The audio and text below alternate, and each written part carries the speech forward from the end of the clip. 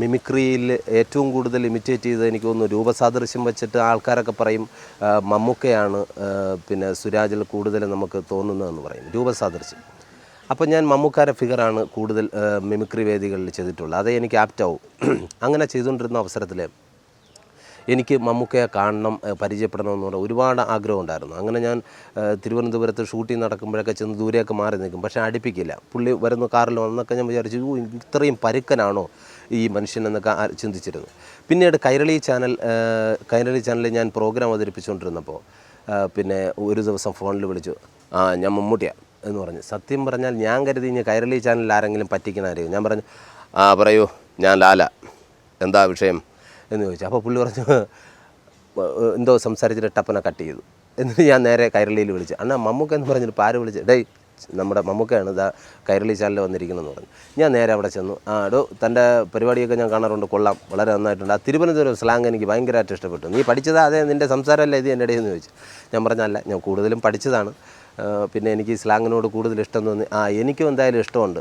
എൻ്റെ ഒരു സിനിമ ഇപ്പോൾ ഉടനെ വരെയാണ്, എനിക്ക് അതിലുമായിട്ട് പിന്നെ നീ ഒന്ന് സഹകരിക്കണം, ആ സ്ലാങ് എനിക്കൊന്ന് കുറച്ച് പറഞ്ഞു തരണമെന്ന് പറഞ്ഞു.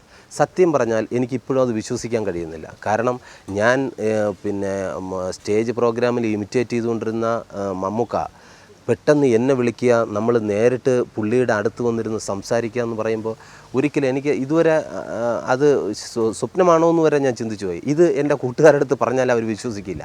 അങ്ങനെ കൂട്ടുകാരുടെയൊക്കെ പറഞ്ഞേ, ഇന്ന് മമ്മൂക്ക എന്നെ വിളിച്ചിരുന്നു, ഞങ്ങളുടെ മമ്മൂക്ക വിളിച്ച്, അങ്ങനെയൊക്കെ കുറേ കളിയാക്കലൊക്കെ ഞാൻ സഹിച്ചു.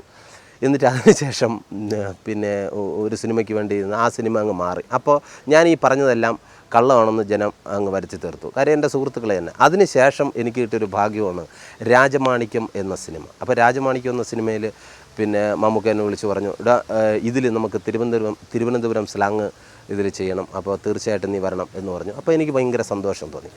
കാര്യം ഇവിടെ സ്റ്റേജ് പ്രോഗ്രാം ഉണ്ട്, ഇത്രയും സ്റ്റേജ് പ്രോഗ്രാം കട്ട് ചെയ്തിട്ടാണ് പോണത്. കാര്യം ഒരു സ്റ്റേജ് പ്രോഗ്രാം കട്ട് ചെയ്ത് കഴിഞ്ഞാൽ 10,000-3,000 രൂപ കിട്ടും, അല്ല 3,000 രൂപ പോയി കിട്ടും.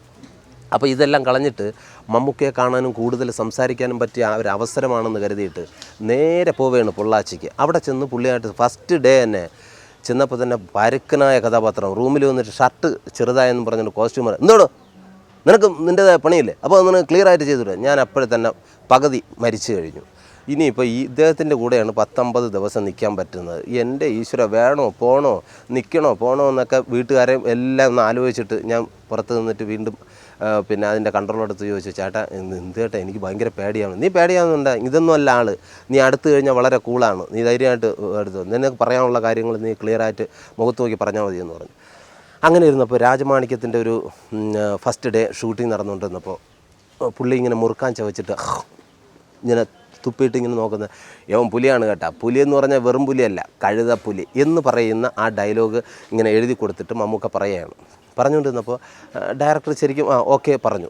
പക്ഷേ എനിക്കെന്തോ അതിൽ ഒന്നുകൂടി പിന്നെ വേണം എന്ന് എനിക്കൊരു തോന്നൽ. കാര്യം അത് ആ രീതിയിൽ പറഞ്ഞാൽ പോരാ, കുറച്ചുകൂടി മെച്ചപ്പെടുത്താമായിരുന്നു എന്ന് എനിക്ക് തോന്നി.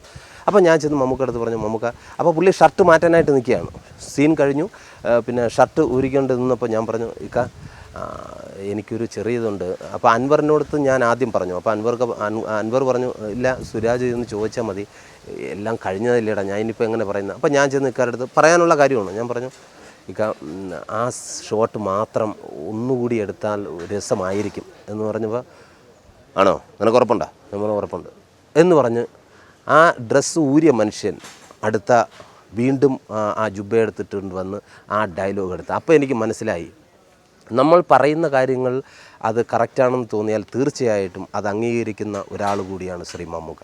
ബസ് കണ്ടക്ടർ എന്ന സിനിമയ്ക്ക് ശേഷം പിന്നെ എനിക്ക് ചാൻസുകളൊന്നുമില്ല. അങ്ങനെ ഞാൻ ഇടയ്ക്കിടയ്ക്ക് മമ്മൂക്കയെ വിളിക്കും, മമ്മൂക്ക എന്തെങ്കിലും വല്ല പരിപാടി ഉണ്ടോ, ഞാൻ വളരെ ബുദ്ധിമുട്ടിൽ നിൽക്കുകയാണ്.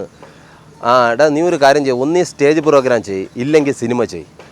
അപ്പോൾ ഞാൻ പറഞ്ഞു, ശരി എന്നാൽ സ്റ്റേജ് പ്രോഗ്രാം നിർത്താം. അതെല്ലാം നിർത്തിയതിന് ശേഷം നീ എന്നെ വിളിക്കാൻ പറഞ്ഞു.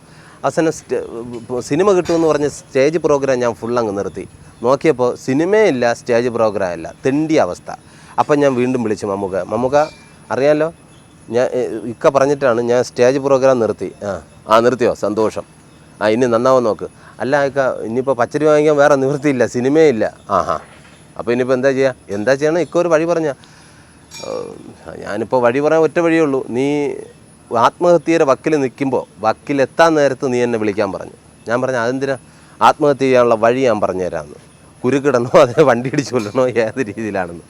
അപ്പോൾ അതെല്ലാം ഹ്യൂമറായിട്ട് തന്നെ പുള്ളി എടുത്ത് സംസാരിക്കുകയും ശരിക്കും പിന്നെയുള്ള സിനിമകളിൽ പിന്നെ ചെറിയ ചെറിയ വേഷങ്ങൾക്ക് വേണ്ടിയിട്ട് എന്നെ റെക്കമെൻഡ് ചെയ്യുകയും എല്ലാം ചെയ്തിട്ടുണ്ട്. അപ്പോൾ അത്രയും നല്ലൊരു ഫ്രണ്ട്ഷിപ്പ് ഇപ്പോഴും നമ്മൾ കാത്തു സൂക്ഷിക്കുന്നുണ്ട്.